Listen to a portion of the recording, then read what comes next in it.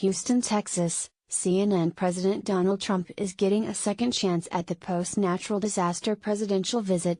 Trump, joined by First Lady Melania Trump, will land here late Saturday morning to witness the devastation wrought by Hurricane Harvey firsthand and meet with survivors, 4 days after his first visit to Texas. Then, he touted the size of the crowd that greeted him outside a firehouse but failed to mention the storm's victims, leaving critics and even some allies saying he failed to demonstrate the empathy and compassion presidents are expected to display during these visits. Trump on Tuesday stayed mostly indoors during his visit to the state, where he received briefings on the disaster relief efforts from federal, state and local officials, an itinerary aimed at avoiding the hardest hit areas so as not to pull emergency responder resources from ongoing search and rescue operations. His visit on Saturday is expected to be markedly different. White House Press Secretary Sarah Huckabee Sanders emphasized Friday that Trump had not been able to go into Houston on Tuesday, but will now get a chance to meet with storm survivors, seeming to preview a trip that will check all the boxes that Trump did not during his first visit. He'll have the chance to meet extensively with quite a few storm survivors, as well as talk with some of the volunteers that are helping administer a lot of the support that these individuals have needed over the last week, Sanders said. And then from there, he'll go to Lake Charles, Louisiana, where he'll do a stop there as well, meeting with a lot of the volunteers and other storm survivors. The president has been eager to show he is engaged in helping with the response to the storm, including posts on social media and public remarks. When one part of America hurts, we all hurt. When we see neighbors in need, we rush to their aid. We don't ask their names or where they are from, we help our fellow Americans every single time, Trump said in his weekly address. He added, all American hearts are with the people of Texas and Louisiana. We mourn and pray and struggle through the hardships, together.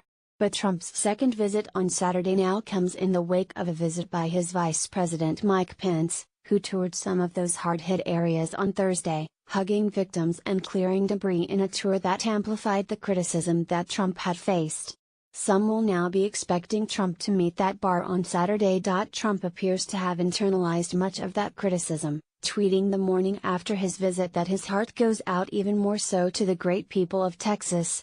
After witnessing firsthand the horror and devastation caused by Hurricane Harvey, my heart goes out even more so to the great people of Texas, Donald J. Trump, at Real Donald Trump. August 30, 2017. He claimed to have witnessed firsthand the horror and devastation, though reporters traveling with him said he did not. And Trump acknowledged the need for more empathy. He addressed the storm with a decidedly more emotional tone during a Wednesday speech on tax reform in Missouri. We see friend helping friend, neighbor helping neighbor, and stranger helping stranger, and together, we will endure and we will overcome, he said. He added, to those Americans who have lost loved ones, all of America is grieving with you and our hearts are joined with yours forever. Saturday's stops offer Trump another opportunity to serve as the nation's comforter-in-chief following the tragedy, his first major crisis while in office. But his vice president, who played that part on Thursday, has now raised the bar for Trump going into his visit on Saturday. Pence prayed at a church badly damaged by the storm, rolled up his sleeves as he met with victims whose homes were damaged, and even got to work dragging tree branches out of a front lawn, perhaps foreshadowing imagery from the president's forthcoming trip. As the floodwaters subside and the death toll likely rises in the coming days, the storm will also begin to have long-term political implications for the administration. Harvey is projected to be one of the most expensive natural disasters in U.S. history. Two estimates on Wednesday put total losses, including property damage, lost wages and disrupted business, at as much as $75 billion. We are still in response mode, and that means life-saving, life-sustaining, Homeland Security Advisor Tom Bossert told reporters at the White House Thursday.